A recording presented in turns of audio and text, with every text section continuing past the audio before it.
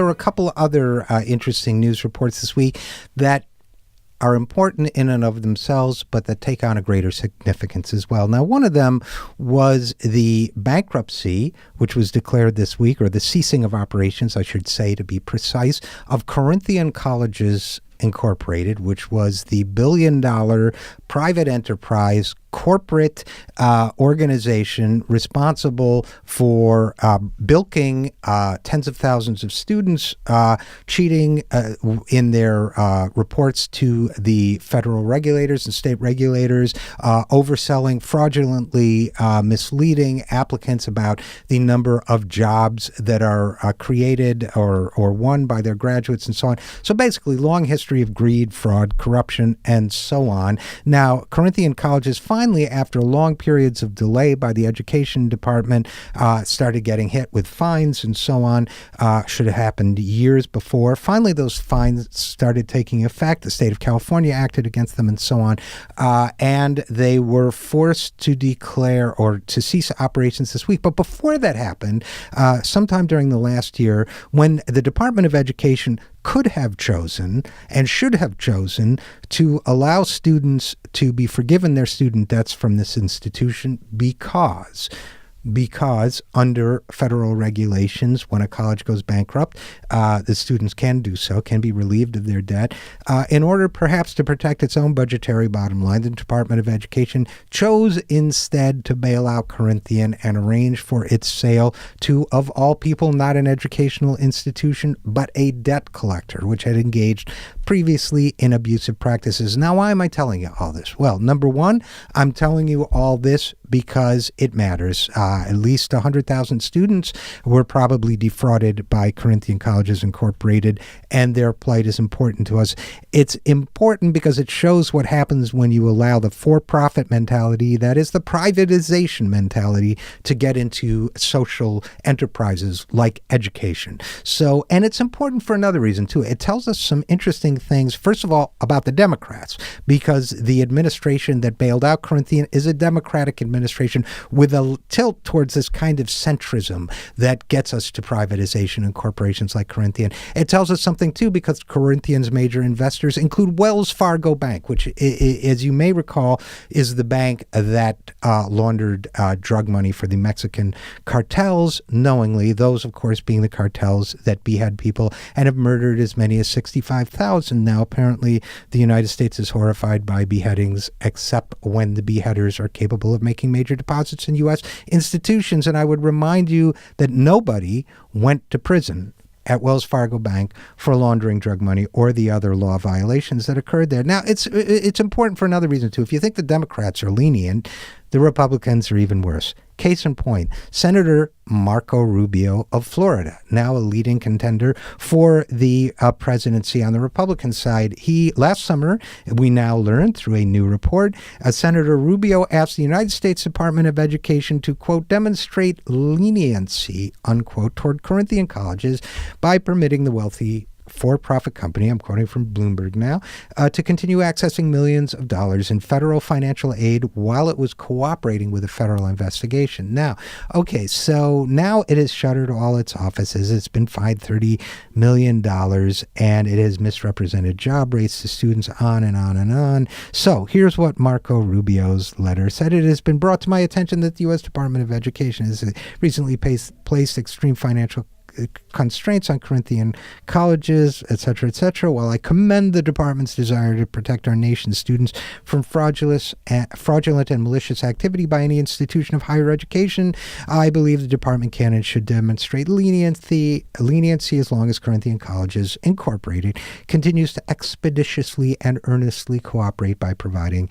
the documents requested. Now, the Corinthian people are the worst of the worst. I mean, they're just despicable. There's no two ways about it. Now, his spokesperson says, quote, Senator Rubio felt it was important to protect the thousands of students in Florida from being punished and having their educations disrupted. That is, of course, exactly the opposite of what was happening here.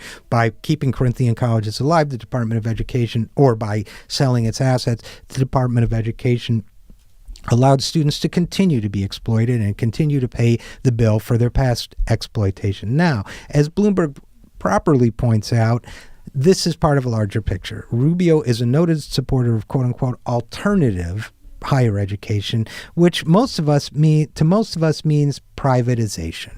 Okay, and I wish it were only the Republicans that were pushing privatization, but the real story of Corinthian colleges has many dimensions to it, and one of the dimensions is the abuse of the public interest that takes place when these sorts of things are privatized. Now, let me just give you a little bit more history on Corinthian, who in effect were privatized through this because the federal grants and loans helped them go. So it was a form of privatizing education. Let's talk about it for a second. The state of California sued Corinthian in 2013 for its quote-unquote predatory tactics. And now the state of California cited internal corporate documents from Corinthian, which described the ideal target customer of that corporation as, quote, isolated and, quote, impatient with, quote, low self-esteem and, quote, few people in their lives who care about them. What creeps me out about this definition is it also sounds like the kind of target victim a predator or serial killer might pick out. Isolated, impatient, low self-esteem, few people in their lives who care about them. These are creeps. These are predators. These are bad people. The U.S. Department of Education finally sued them $30 million. For what? For misleading students with inflated job placement rates. Just want to repeat that. And the Consumer Financial Protection Bureau sued Corinthian in 2014 for deceiving students into indebtedness and using illegal loan collection tactics. Now, the CFPB could only do so much because only about 10% of Corinthian's income came from private loans, so most of it was outside their jurisdiction. Whose jurisdiction was it in? It was in the Department of Education's. Now, I interviewed one on this program, one of the business managers, one of those colleges. She told me that students didn't even have copies of their loan agreements or access to their accounts. They couldn't even find out their interest rates. She says, quote, when I was part of the organization, what really stands out in my mind was the lack of transparency around the design of these loan programs. The employees, the financial administrators were just as confused as the students. Now when the education department finally stepped in, as we said, they rescued rather than shut down Corinthian. And you know what that reminds me of? Reminds me of what this administration did for homeowners during the aftermath of the 2008 financial crisis, when the Wall Street banks that caused the crisis were, of course, bailed out. Congress allocated a large sum of money, $38 billion, for homeowner relief, and the administration never spent most of that money because they were too busy helping the banks that had defrauded homeowners on a massive scale and fining them, a slap on the wrist kind of set of fines, and not at all concerned with helping the homeowners who had been defrauded. With Corinthian, it's not exactly the same, but it feels kind of close. It's certainly true that the defrauded students didn't seem to be on the top of everybody's mind in the administration. Now, they did meet with an official from the Education Department earlier this month, and Education Undersecretary Ted Mitchell promised to get back to them regarding their demands within 30 days. Now, as the Corinthian 100, these are the student debt strikers who are refusing to pay their debt to Corinthian.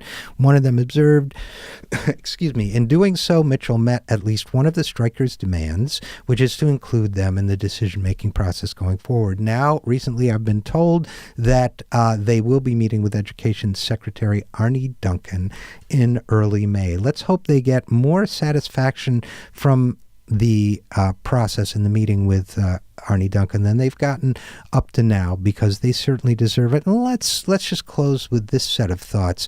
The abusive practices of an organization like Corinthian become almost inevitable when education, which is a social good, is financed by individual debt, and when there's a profit to be made at it because you're allowed to become predatory in your business practices.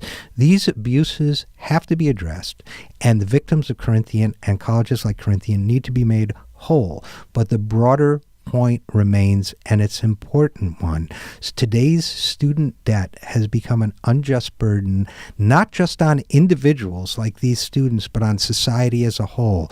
We have an entire generation of young people who are burdened with unsustainable student debt. That debt must be forgiven. That burden must be lifted. Until it is, these students will not be able to fully participate in society by getting jobs, by buying homes, by participating in the consumer economy to the extent that that's wise, and we can talk about that, but by buying cars, by doing all the things that people do that contribute to the economy, they are burdened down by this $1.3 trillion mountain of debt. It is holding a generation back. That is unjust. It is mortgaging their future.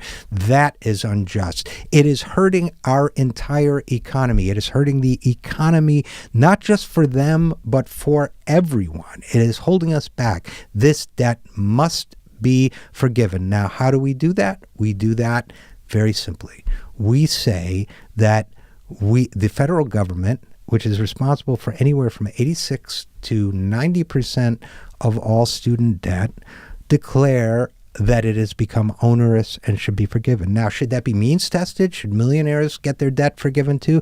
I would argue yes, because the process would become too complex otherwise, and there are very few millionaires who are burdened down with student debt. After all, why would you take out a student loan if you had the money to pay for college out of your pocket? So I would argue just forgive the debt. That is a process that is as old as civilization itself. The Babylonians forgave debt. They had jubilees, or amargas as they called them, whenever that debt became a detriment to society, whenever it began to undermine the social order. The ancient Israelites had jubilees. It's in the Bible.